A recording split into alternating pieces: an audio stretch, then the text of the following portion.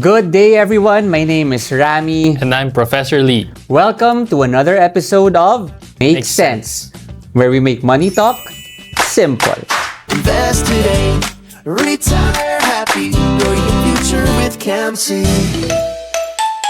Powered by Cocolife. Today, we'll be breaking down the biggest highlights of June, and of course, an episode of Make Sense is never complete without a fearless forecast from our in-house Professor Lee. Good morning, Professor Lee. Good morning, Rammy.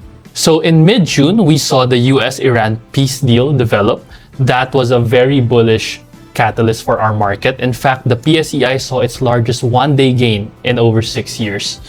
However, that peace deal is now proving to be quite delicate. So things are not as clear as we hope it to be. Still, the market is pricing that in, and we're seeing oil prices down to pre-war levels, for example, and that's giving the Philippine market a bit of a boost. I'm just wondering what investors should be doing considering this case. Should they wait and see, meaning to say, should they have a more hawkish stance or should they be more aggressive? So we advise investing cautiously. We don't suggest going all in just in case there's negative developments coming up. However, we do think it is a good time to start buying slowly, especially for blue chip stocks that are still trading at very cheap valuations. Now, you said blue chip stocks. I'm sure our investors would like to know, Professor Lee, are there any industries or perhaps corporations out there that are currently maybe priced cheaper, and so they should make the most out of it right now? So we like one specific stock. It's a conglomerate. It's a blue chip.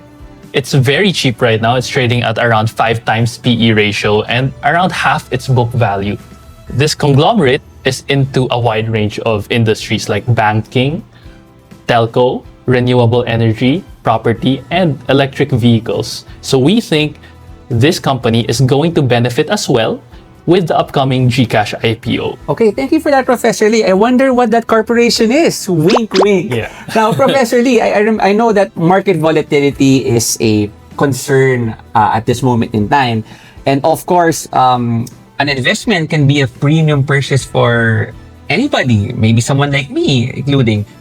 So, considering that, would you say right now people should stay invested considering how volatile the environment is? Yeah, of course, when we're talking about investing, we look at it from a longer term perspective, right? There will be day-to-day volatility, and when they are cheap and when they are low for a company that is fundamentally good, those are opportunities to buy.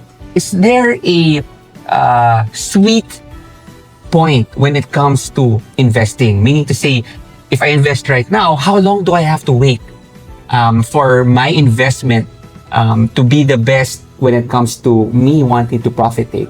Okay, so I think that really depends on which market you're invested in. Okay. For example, in the US markets, we highly recommend investing for long term. And when we say long term, we mean decades or more. Oh, okay. Right? Just buy, they call it dollar cost averaging over time.